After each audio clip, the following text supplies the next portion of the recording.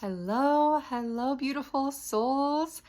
Today is the Lunar New Year. It's January 29th, 2025.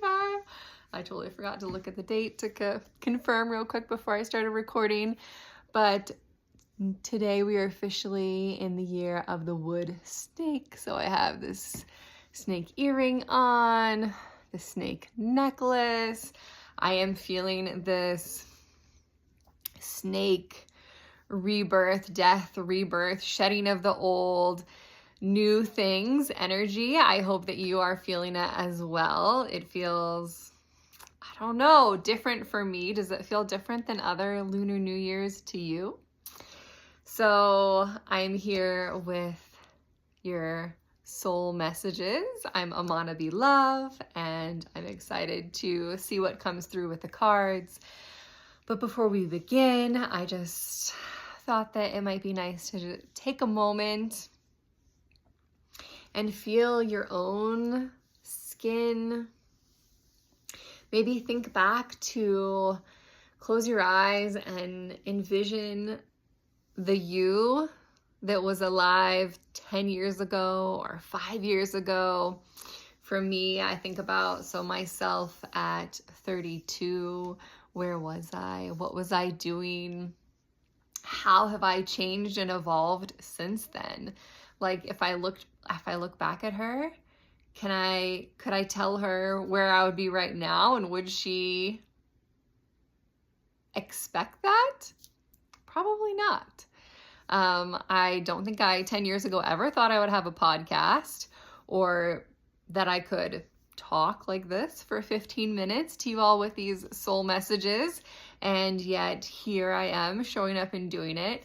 I would love to hear in the comments below if there is something that is sticking out to you about some previous version of yourself, something you were afraid to do or didn't want to do, or just never thought that you would do. Maybe it wasn't even in your realm of consciousness at the time, and now 5 years, 10 years later, you are doing those things, or you have already done that thing.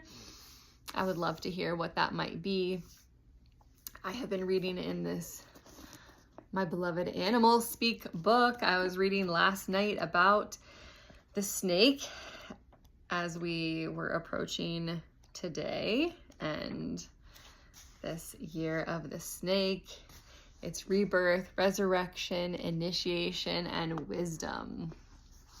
And I'm definitely feeling this shift in here. It talks about how snakes have been beholden across the world, so many different religions and cultures. And yet there's also been controversy and paradox of, is the snake a positive? Sometimes it's seen as the devil, and other times it's seen as this mythical shaman. So I'm curious for you, in your experience, what have you felt like? I definitely feel the snake as the rebirth shaman energy, but I know other people have other life experiences themselves. So today, after one of my beloveds, Ashley, sent me a voice message talking about this Ancient Stones deck from Rebecca Campbell, decided I would draw cards from here today. I sat with this deck this morning and a couple other ones, and this was the one that felt like it was the deck for today and this year of the snake, this Lunar New Year happening on today's new moon, January 29th, 2025. So I'm gonna close my eyes like I often do and feel into the messages that Spirit has for us today. I start my preparation for these recordings speaking to Spirit, asking for the messages to come through me clearly and with ease, and for the highest good of all of us. Oh, interesting. Okay, so the first one that I chose here, I've never chosen this card before. It's the Hagstone, energy shield, protection, inner strength. So I feel like the last soul messages had something also about inner strength, but this has this beautiful reminder to me about protection, and that sometimes we need to consciously protect ourselves from certain experiences or people. And there are simple practices that we can do to help us with this. And this makes me think of one of my earliest mentors in the spiritual realm was this woman named Jackie. I went to her for energy work, and then I learned Reiki and became a Reiki master through her. And so she spoke about putting a cloak on. For me at the moment, I was working in a hospital as a registered nurse, and she could feel that being in that space really drew different things out of me, affected me in different ways. So she offered the practice of placing a cloak on yourself before you enter environments like that, or before you're encountering people that you know can sometimes draw things away from you. And it's just something that you do within your own self, in your own realm. I'll just show you what I do right now. I often close my eyes. So what I would do is just it only takes, 30 seconds, a minute to just pause. And for me, violet purple is the color that feels most protective and caring for me. So that's the color that I imagine of this purple cloak coming over me with the intention to protect me and to keep my energy mine, what's mine and what's theirs separate. And to me, this cloak, this invisible energetic cloak, is this way to create this level of energetic protection for myself. And it's something, also a practice you could do every time you leave the house if that feels right to you. But I tend to use it in certain experiences when I know I'm going into a space where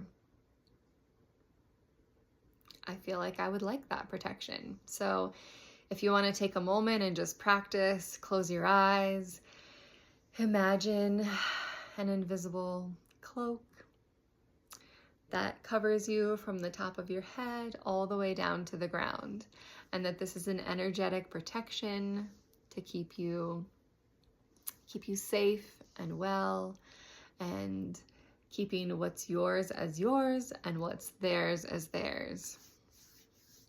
And then, of course, you also, in the same way, can just shed the cloak later. I also would love to speak about just cord cutting, that this is also another practice of where you can just say the words in your head or out loud, or even visualize it happening, that if you feel like you have energetic cords to people that you know or strangers, it could even be the clerk in the grocery store, but you're still thinking of them. They're coming back to you, but not in a positive way, that you can say, I cut the cords to these people and return their energy to them and bring back my own energy to me. So yeah, all right, I gotta move on. I think we'll do one more card here today.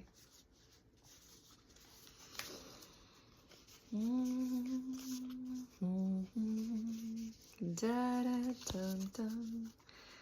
Do, do, do.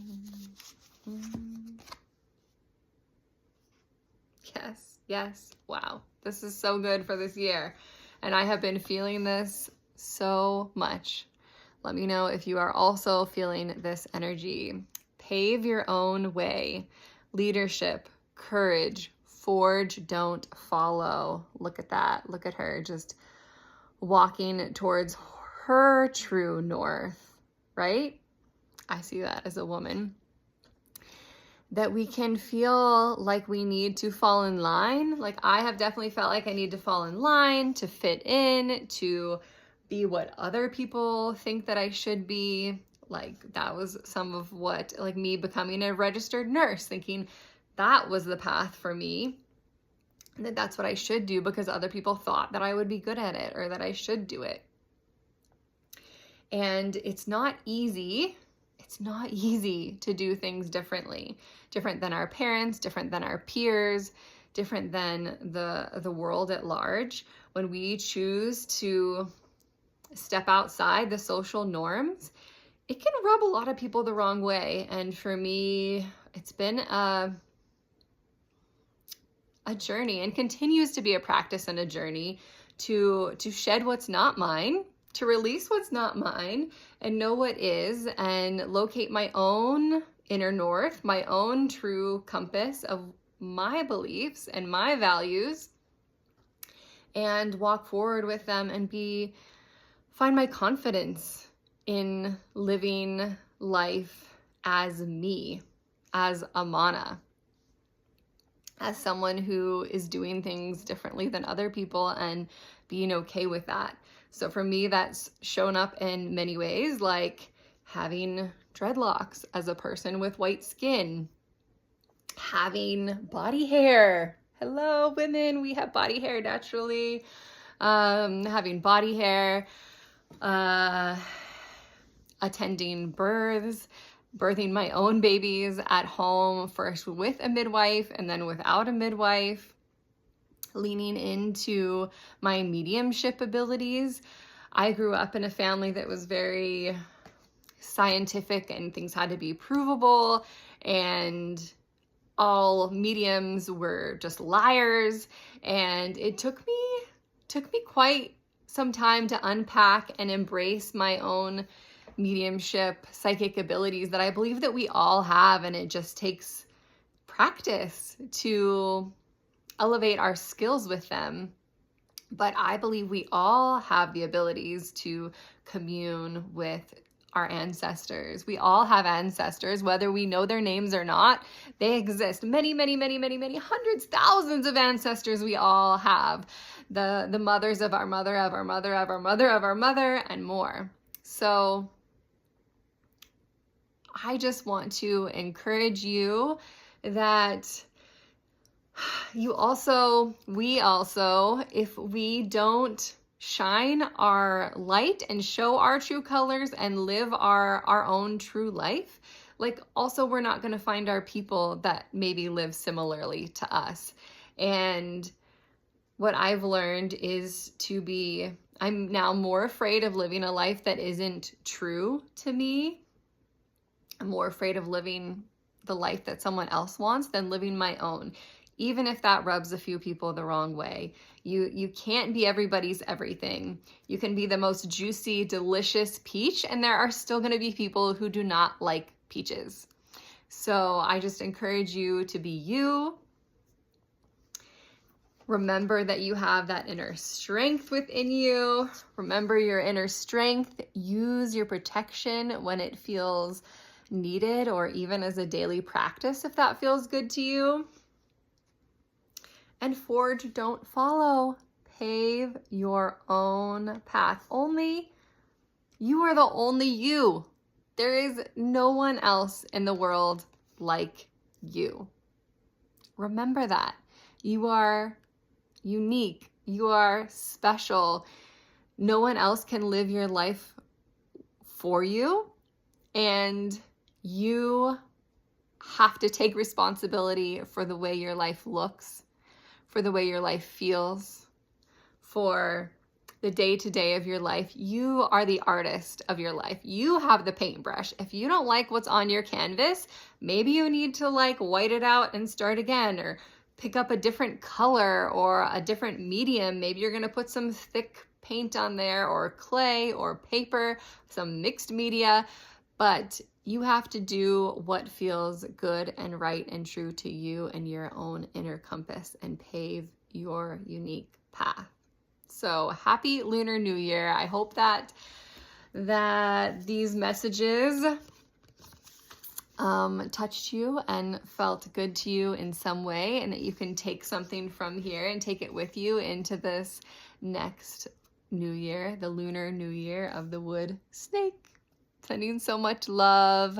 And also, you're welcome to book a mediumship reading with me through my links, and hope to see you there. Love, love, love.